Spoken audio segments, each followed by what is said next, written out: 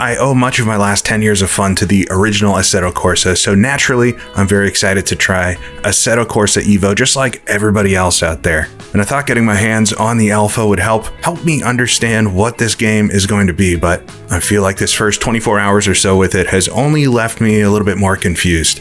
So let's talk about that. I've got a full grid of cars lined up at Laguna Seca, two of my favorites with this alpha release, the S2000 Honda and Ford Escort RS Cosworth. 10 laps around this fantastic circuit and a little bit of rambling on what I've seen and what I hope Evo may turn into. All right, let's get the engine started here in the Cosworth RS Ford Escort. Wait for these lights to lit and see if I can get towards the front, starting at the back here. Lights are lit, we're underway, and we'll easily make some moves around some of these back markers and rush down towards the first corner.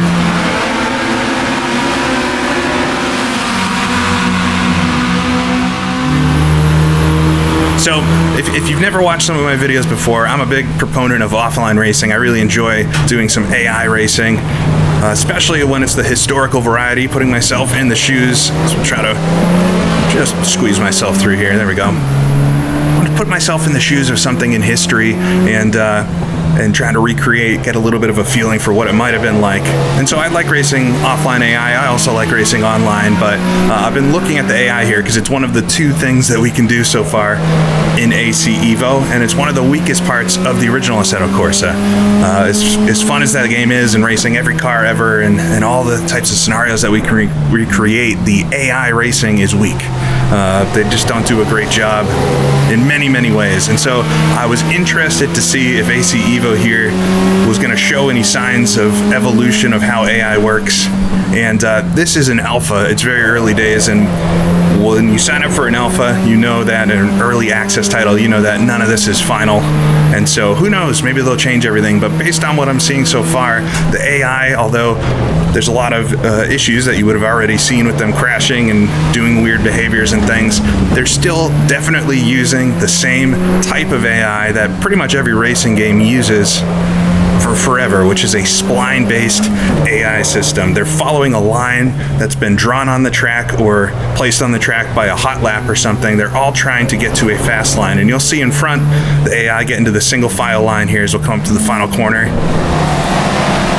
And they will make moves sometimes, usually on the very same spots on the track, but by and large, they're going to try to stick to this fast line. Now, this is, like I said, nothing new. Every racing game pretty much uses this, but I was really interested to see if maybe AC Evo would take a different approach to AI. There's some emerging technologies that we're seeing in some games like Gran Turismo, where they're using more of an AI model which learns how to drive a car, and then they train it on a course. And so they're not necessarily recording lines as much as they're letting it learn, like you would, how to drive around a specific course, and you end up with a much more organic type of AI that's a little more intelligent. But I'm not seeing that. It looks very much like the same type of AI programming that you would see in basically any racing game, and something that's been pretty weak in racing games for a long time, which is disappointing to see. They're definitely not doing anything more advanced than Assetto Corsa at this point. A lot of crashing, a lot of, especially on the early laps, but I've seen routinely them like running into walls and stuff lap after lap. I'm sure we'll see it down the front stretch at some point. So that's really disappointing to see, because I think that all points to this is really not going to be an offline focused game, which I think anybody probably could have seen that coming. This is very much going to be an online game that has the capabilities to do offline racing. You could probably be able to set up your own races like we can now within practice and in a quick race, but the main feature is going to be going online with folks, whether that's in a free roam environment or doing more traditional type racing. Yet to be seen. Interestingly, the free roam stuff is the thing that's probably most exciting everybody about this game. What is that going to be like? What are the features of it? And none of that's included in this alpha release, so we don't really get a good sense at all for maybe what the core feature of this game is going to be.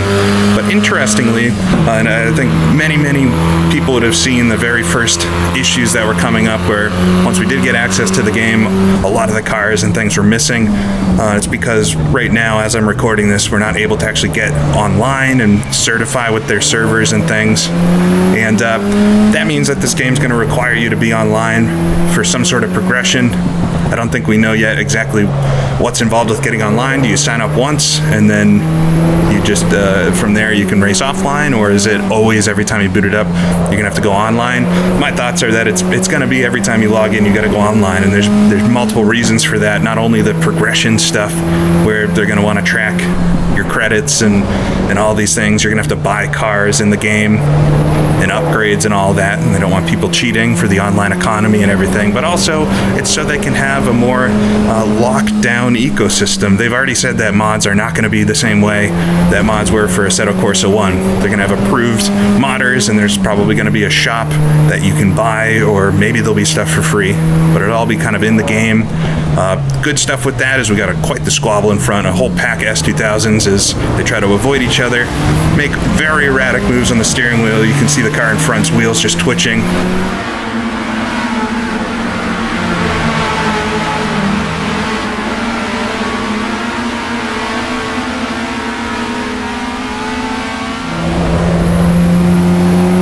Yeah, so there's going to be mods, but not in how we think of them these days. Nobody knows, though, exactly how that's all going to work, but I believe that's the other reason why it's online. It's going to make sure that the files and things that you have in the game are probably approved files. You're not going to be able to change certain things about it. It's a much more locked down game, for better or for worse, as the car to my left there scrapes the pit wall. Come side by side down to the corner. I have seen them challenge and try to pass you, which is good. They don't just ride behind, but they also tend to hit you if you're not too careful. So that could be good too. I think in games like AMS2, which I was just playing this week a whole bunch, the AI are fantastic at avoiding you, which isn't exactly realistic either. Sometimes you need to be hit from behind if you're doing something silly, but in this, they absolutely will hit you, and I've been pit maneuvered quite a few times here in the RS Cosworth. Cool car. It's really, out of the 20 cars, I believe, 20 cars that were released with this alpha, this is really the only one that interested me initially. I've driven every car now, and the S2000 that we're racing against as well is maybe my favorite car that's in this alpha right now. I think it feels a little bit better than the Cosworth here, as we'll clobber the curb. So we'll get a decent run on these two as they're fighting with each other and holding each other up. Sometimes do this thing where they'll make a lot of space between each other. Jump up the inside here, down to second gear.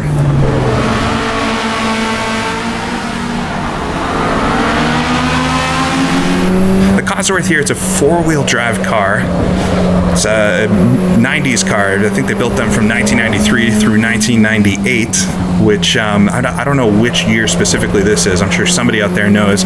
There is zero information in the game as of current state about the cars. There's a selection menu where you can select the car that you want and away you go, but I think it's probably a mid-90s Escort, and it's a cool car, really neat car, more famous maybe for rally racing than circuit racing, but it is a four-wheel drive car, and I will say it does not feel like any four-wheel drive cars that I've ever driven in sim before. I thought it was a front-wheel drive car for the first few hours I was playing this and trying out different cars. I tried this one, and it just kind of feels like a front-wheel drive car to me. So I don't know if that means the diff is really cranked in a certain way where the front-wheel drive or the front tires are doing most of the work with this four-wheel drive setup. Maybe that's how you would tune it for a track car versus a rally car, but I just don't get the sensation, that understeer sensation, as I do understeer there. But coming on power, you can kind of get yourself out of aggressive spins by flooring it and riding the car using the front tire. It just feels odd. It feels a little bit odd as a four-wheel drive car. The S2000, I thought, felt a lot more like I would expect that car to feel. And overall, the driving experience, I've had a lot of fun with it. I've seen already just some different reviews of that. I'm not the guy that's necessarily going to give you the ins and outs on the technicalities of how the physics are, but I think it drives more like a sim than an arcade game for sure. You feel in control of the car. Maybe it's too slidey or in some ways, maybe it's a little too this way or that, but you feel in control of the car. And I feel like the biggest encouraging thing on the physics side is how detailed it seems. There seems to be a lot more going on here than in the original Assetto Corsa was. I'm not as experienced with ACC, but it seems like the car's doing more things than it maybe would in AC. The way it interacts with the track is one that I found really interesting. I've had a few, even like spins and stuff, where I've gone off the track and hit some of the braking markers. As an S2000, thought he saw a gap there. All right, Senna. But like these braking markers on the right, I've hit those and the car will actually react to them, and coming over the curbs and stuff. I've noticed, especially in the braking zone, the Alfa Giulia, which is an interesting car, a lot more modern than my typical thing, but I took that car out on Imola, and coming into the braking for the first chicane, the way the car squats when you're on the brakes, and it just, you can really tell what it's doing and behaves, so much like a road car. I don't have much real world racing experience. The only things I've done is autocross, and that is road cars, where you're driving them a little bit aggressively, and I just get the same kind of vibes. I don't know if how much the tires should slip or shouldn't slip and things like that. There's also many tire compounds with each of the cars. I'm on the road tires here with the Cosworth, and they do feel different. I tried the vintage tires for this, and there's a lot less grip going on. So there's a lot of variables and things, but it just feels like there's a little bit more happening with the physics, which is good. I think the Assetto Corsa 1 especially is a pretty simple physics model that served it very well, and people have found out, modders and add-ons and things have found out a lot of ways to stretch that to something that's really quite impressive. But from the base game here, we're doing a lot more with the physics, which I think is ultimately gonna be a good thing.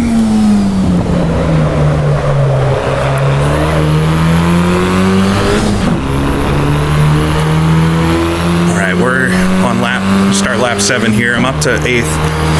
Back on the AI topic, I guess a little bit, since that is what I've been looking at the most here, is their speed overall. Probably, so I think that S2000's coming up my right side now.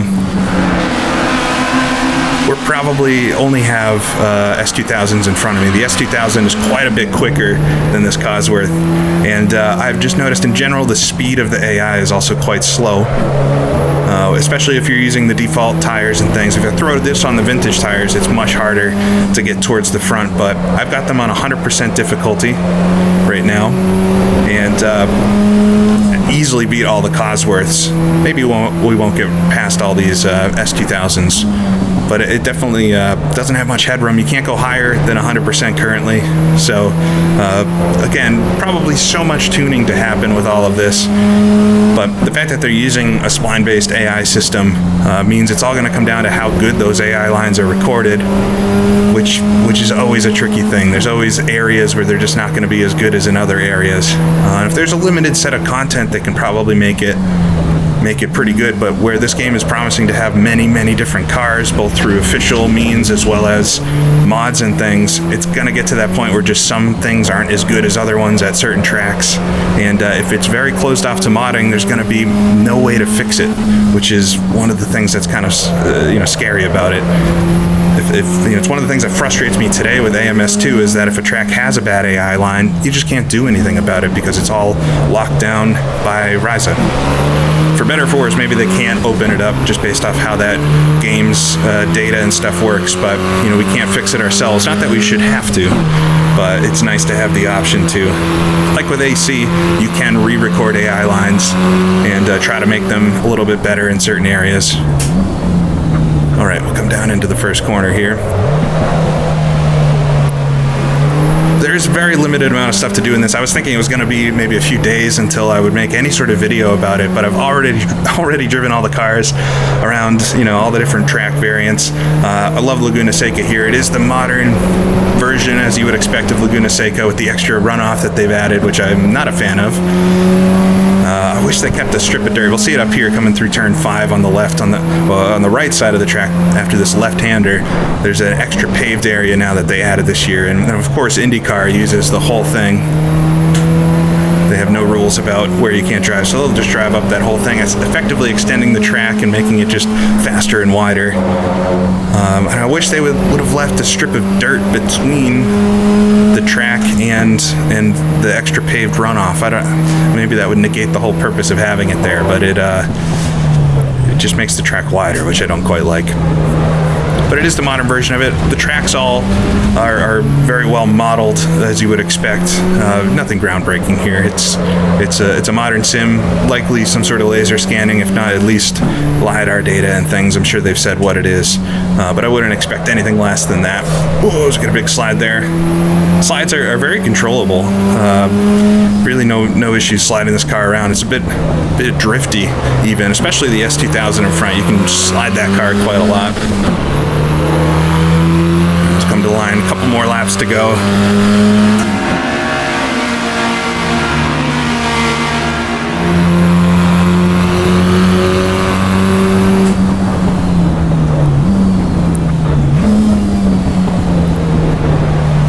As I was saying, I mean, I thought it would be maybe a couple days for me to experience everything and really have some thoughts on it, but there's just not a lot here right now. It's a very simple game, and the reason me and probably everybody else so eager to try this out is because of how impactful AC1 has been and continues to be. And I mean, this isn't...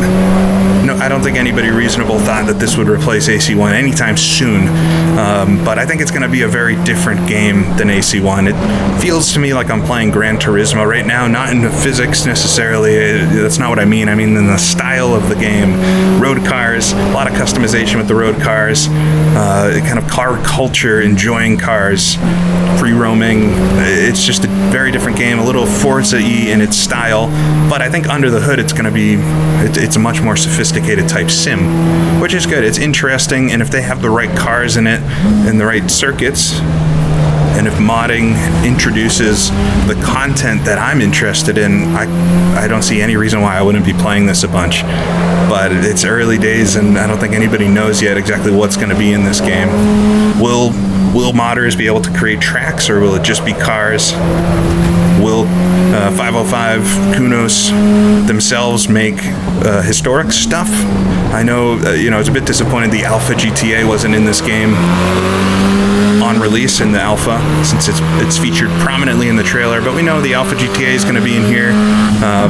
The Mini Cooper is going to be in here. I think there's some classic formula cars and things that were teased at various points too, so I'll be very eager to try those out as they come along, and I'm sure there'll be a lot of updates for this. There's a whole roadmap planned with features being released as the alpha goes and into beta eventually, and there's really no conclusions that could be drawn about the game until full release.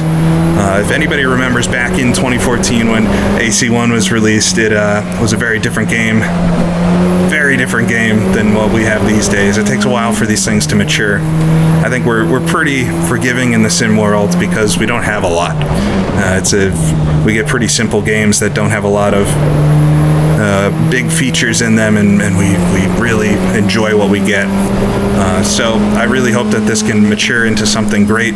I'm sure it'll be a lot different though than AC1 was, and it'll be an interesting ride along the way. We'll come up to the corkscrew here. We're on the final lap already. I'm up to 8th. Been kind of sitting behind these guys as they battle it out. Things cleaned up a bit, but AI need a lot of work, and I think they're going to require a lot of the same types of tweaking that we see in most other games to get good. So we'll fly down the hill here. Maybe I can make a move into the final corner. Slide the car through there. There we go. Try to get it up the inside. Doesn't try to defend at all. So these two go side by side. So we get onto the front stretch, hear that engine roar a little bit. Just gonna look to the inside, but there we go. See the checkered flag ahead. So AC Evo, it's a game right now, and I'm eagerly watching its development.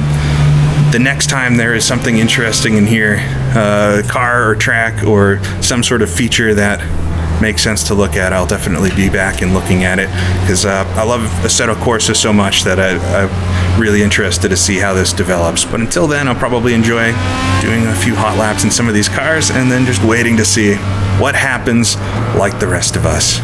So anyways, this was GP Laps, and I'll see y'all again next time.